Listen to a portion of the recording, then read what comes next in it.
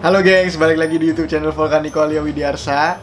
Dan hari ini karena kita berdua di rumah terus dan udah nggak tahu mau ngapain lagi, hari ini kita mau bikin video tentang rekomendasi 5 tempat wisata yang sulit dikunjungin tapi worth it banget kalau dikunjungin. Karena ini tempatnya memang bener-bener yang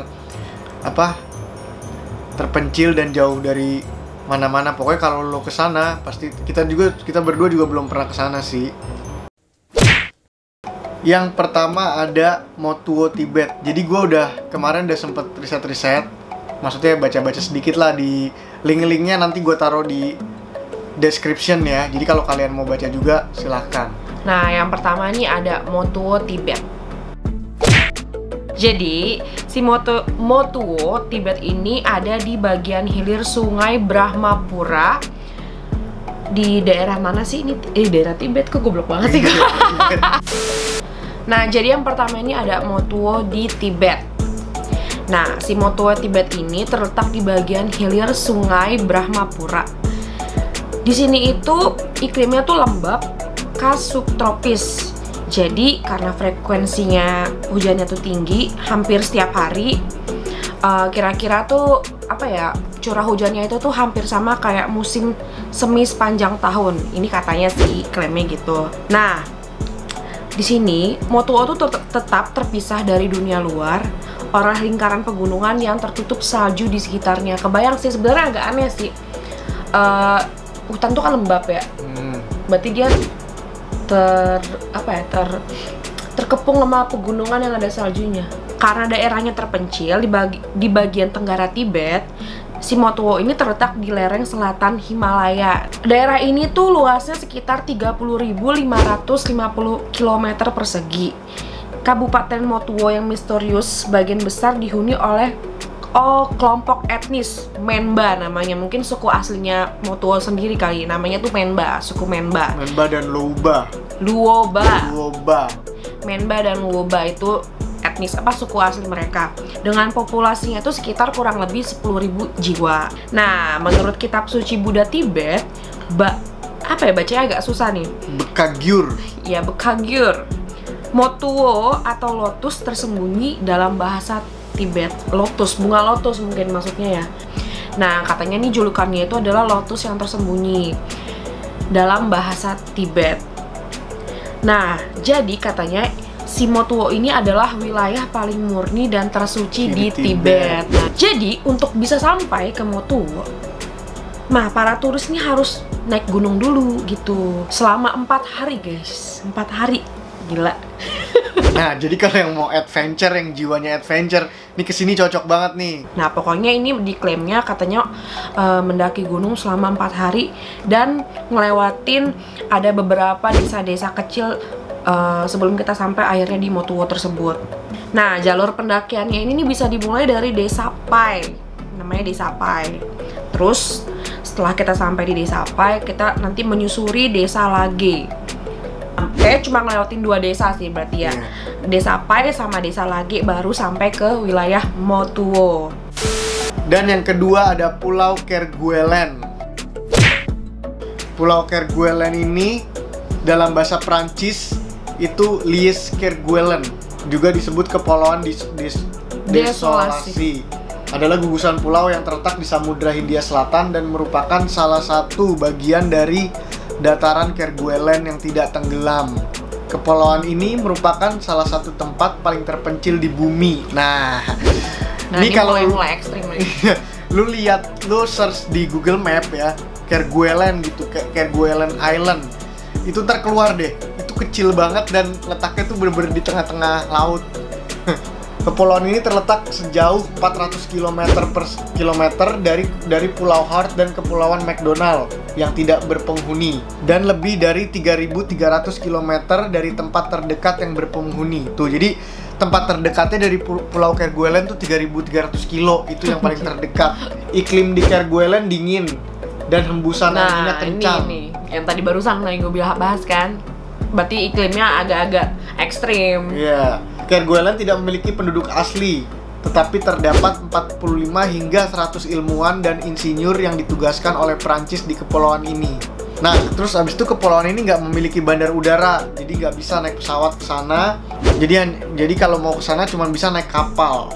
Untuk mencapai pulau ini, turis dapat menumpang kapal Marion Dufresne dengan harga mulai dari 8.300 euro atau sekitar 145 juta per orang. Gila.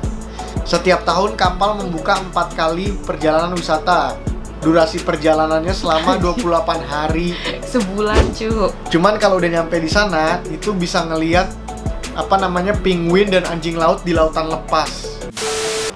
Yang ketiga ada Oymyakon, Siberia. Berada di pedalaman Siberia, desa Oymyakon memiliki tantangan tersendiri. Suhu dingin yang luar biasa menjadi hal yang permanen di desa itu. Lokasinya hanya beberapa ratus mil dari lingkaran laut Arktik dan mencapai rekor suhu terendah sekitar minus 71,2 derajat Celcius. Gila ini minus 71,2 derajat Celcius. Itu suhu terekstrimnya ya di sana ya. Gila banget.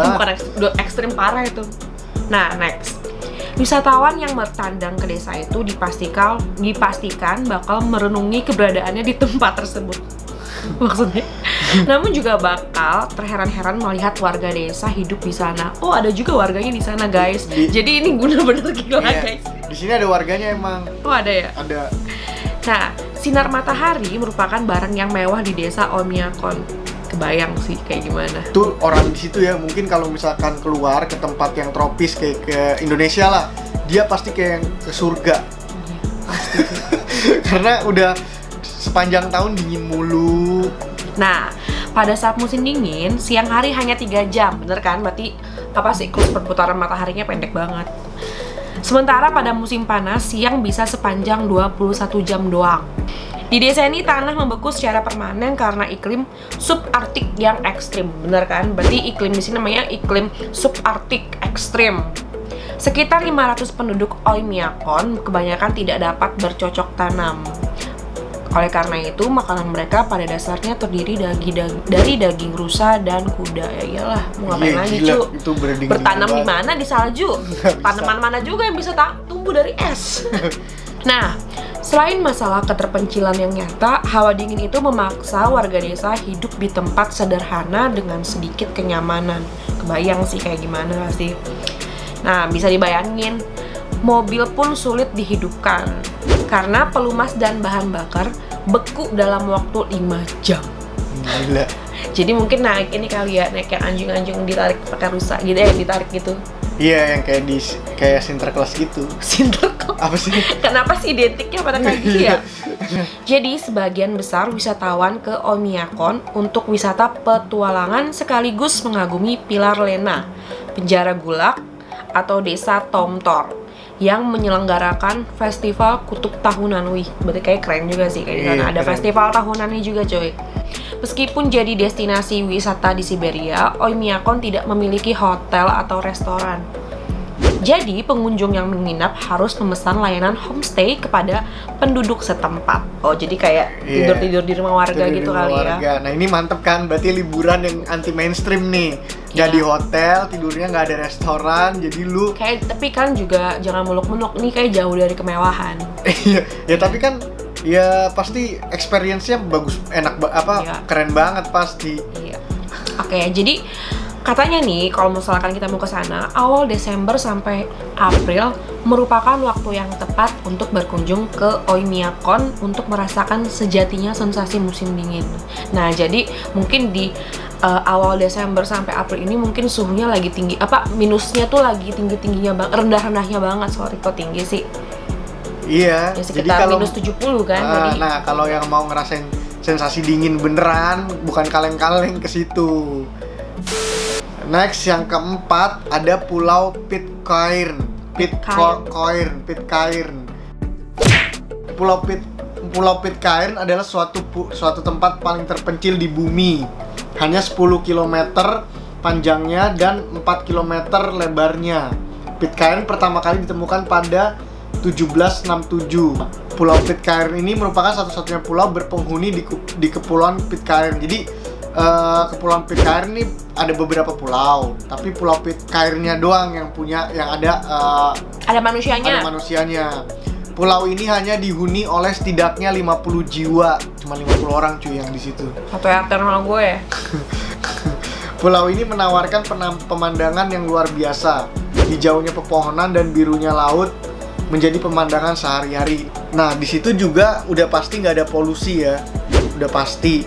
Jadi lu kalau mau menepi, terus udah lelah dengan kehidupan di dunia yang sangat riuh ini, pergi aja ke sana.